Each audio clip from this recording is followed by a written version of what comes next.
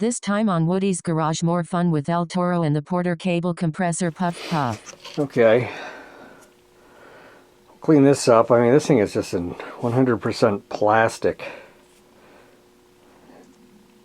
That's where the dogs came out. You can see there's springs in there. Well, we don't want to lose those, but we're going to clean the inside of this. That's the down part of this plate that goes on the spring. This is the outside. It's just staining. I think it's clean enough. Everything's clean. Would you bang that out a little bit? Or leave it as is? I mean, I'm going to be pissed if I put it together and it scrapes. Maybe I'll tap it a little bit. You got the spring kind of clean by running it through a Scotch-Brite about 30 times. I mean, this thing's bad. But it looks pretty good now, so let's put it back in. Okay, we took a break to come out and look at the compressor. It's holding there just fine. Well, this one's a success anyway.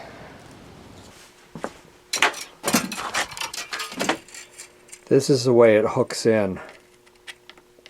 Right there, that's how it was.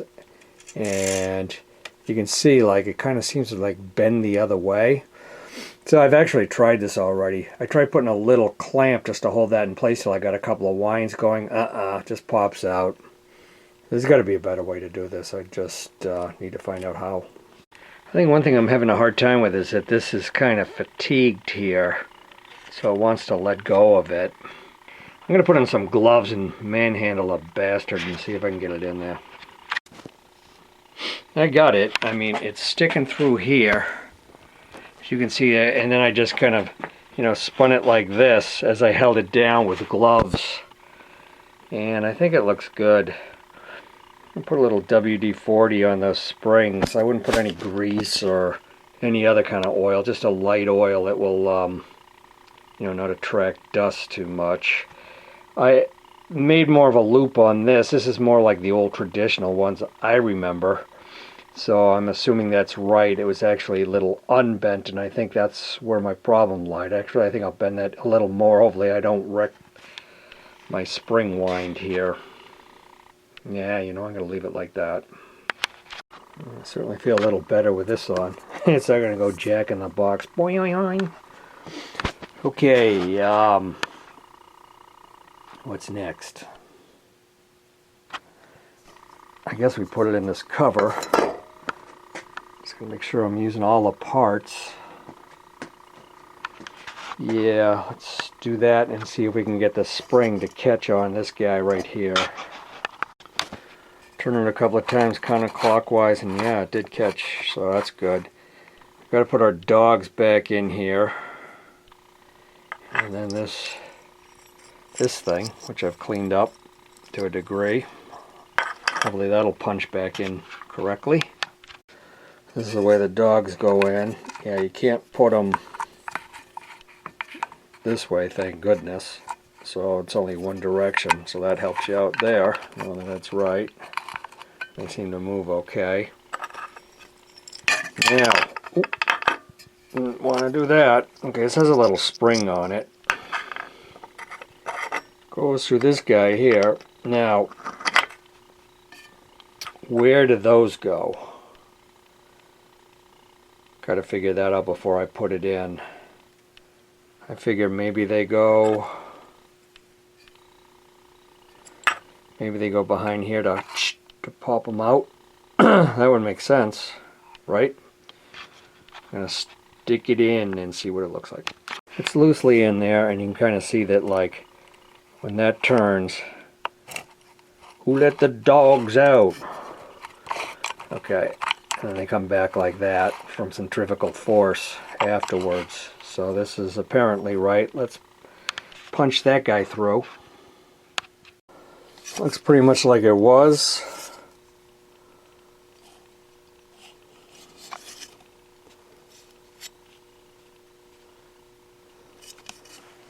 Dog's working. Now we'll wind it up Is it moving? I hope so. And we'll put the cord through. I just don't want to spring it like that again, so I don't know how many winds to go. I guess we kind of have to guess. Okay, before I did the rope and stuff like that, I decided to look up and see how many times somebody did it, and I found a very good video. I think I basically had done what I had done, but one thing he pointed out is that there's a little spring on these guys that pulls them back in. And I'm wondering if, like, on other pull starts, if I ever knew that or ever did that, so I guess I'm learning something today. So I'll put those on. Also, when you pound this guy back in, that will determine, you know, how easy this moves too, so you don't want to pound it in too far. And if you do, you can pound it back in a little bit so that it frees it up.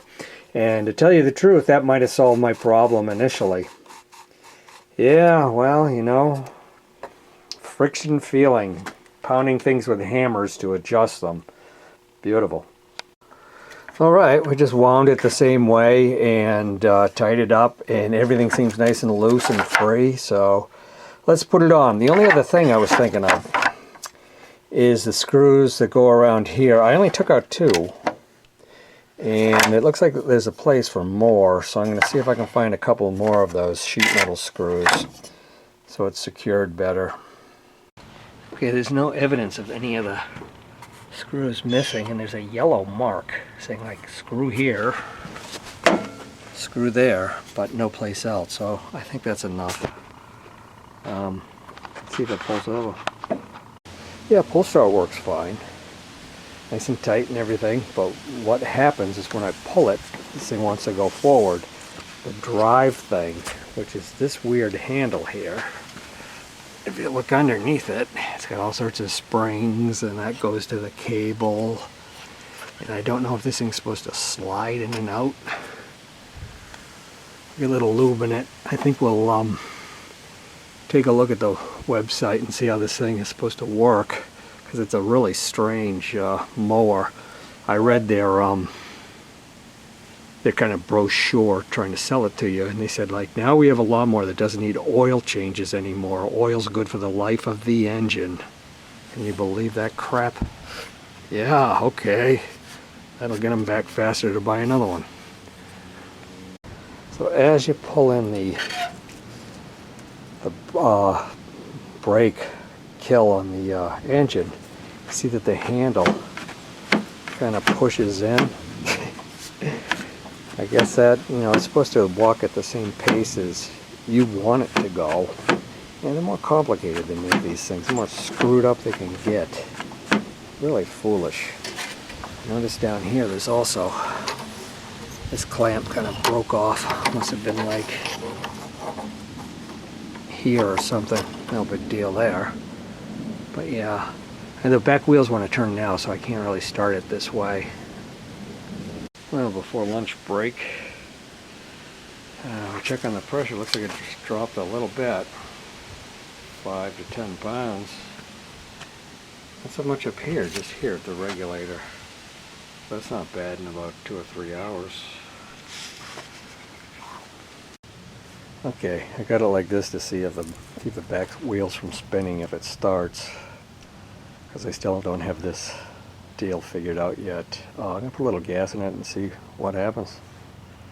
And this might be dangerous, but it's not touching the blade, so it's even on both sides. Put some gas in it.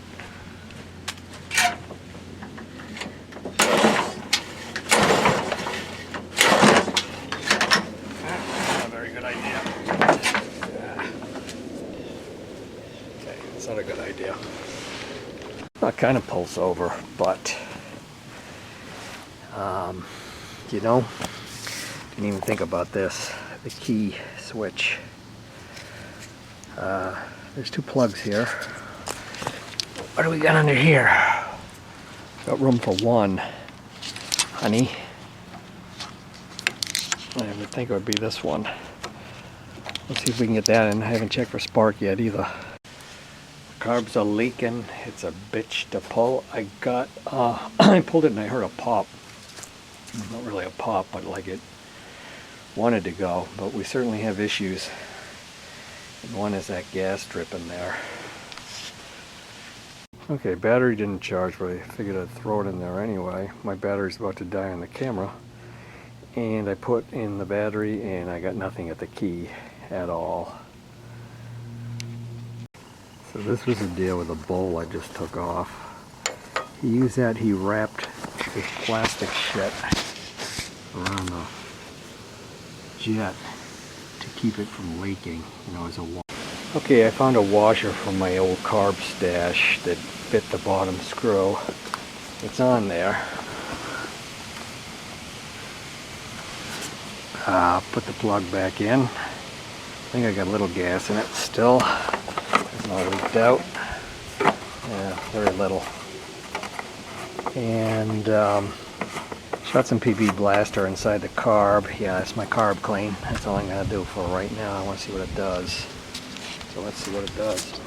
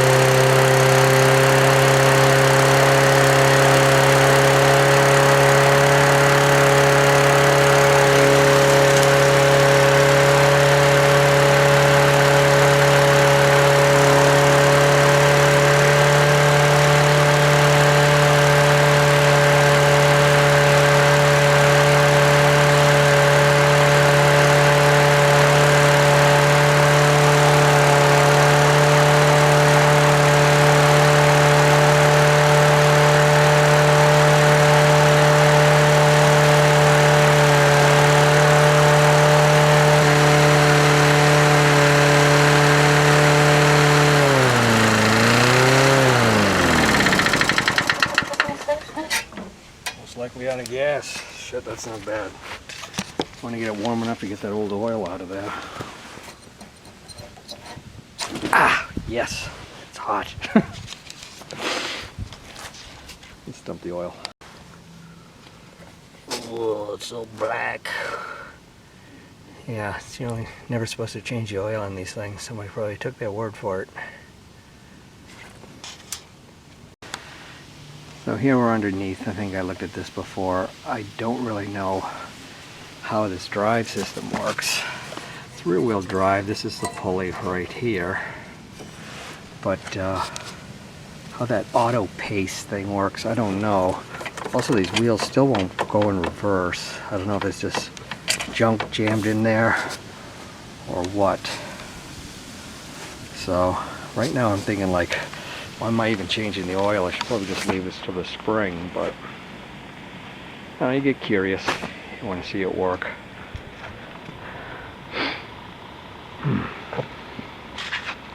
Yeah, it must have a charging system too for the battery. These things usually take like about a quart of oil, under a quart. But I always find it weird. They say don't overfill on the dipstick, but they can't put like how much to put in there. They'd rather just don't put too much. Alright, we changed the oil and put some more gas in it. One thing I realized is I put two-stroke gas in it, which is fine. But I know if it smokes a little bit, it's because of that. It's almost not bad. Another thing I don't like is it still doesn't pull in reverse. So I want to get it away from all this stuff. See if it starts up, and we'll run it around the yard if we can get it started. So if you want to watch.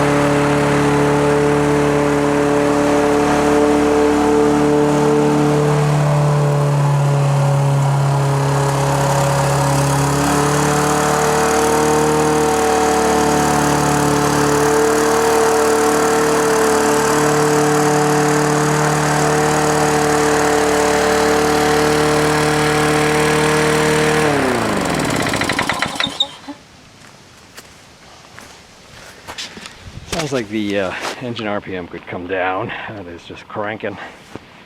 We can do that. The bowl is not leaking. The engine runs good. I see what's going on with this. As you push, what happens is, like, if you're pushing the lawnmower, as you push it, the handle goes in a little more. So it'll pick up speed. And if you back up, then the handle comes back up. But I think it's, it still has some crud in there and it's not working quite as it should. But it's not bad. I'm really surprised this thing started up like that, which is good. Oh joy. Yeah, this throttle setup. You got a wire just holding everything stiff. My guess is that's supposed to be a spring, but I don't know. I mean, it just holds this wide friggin' open. Boy. Surprised it didn't blow up. Yeah, it probably was a spring. I mean, like, because if it pulled it like that, it would hold it wide open. And then the governor would shut it back down like this.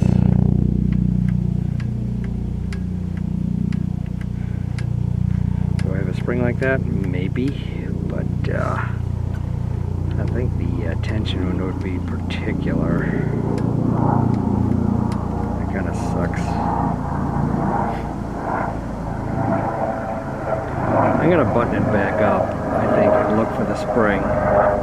See what it looks like. And here's another thing that's kind of weird. I guess this is for the automatic choke or something. What's this red dick thing sticking out of the rear? I noticed after I ran it that the air filter was smoking. But look at this beauty. No wonder it was smoking. There's a mouse in there or something. And it's dirty. So I would say this thing's a success. It just needs some more refinement. And the compressor seems to be okay. I got this air gauge in here, and you can definitely hear the air going through it. So it might need a little more refinement, but hey, this thing works. How can I fit it in my shop?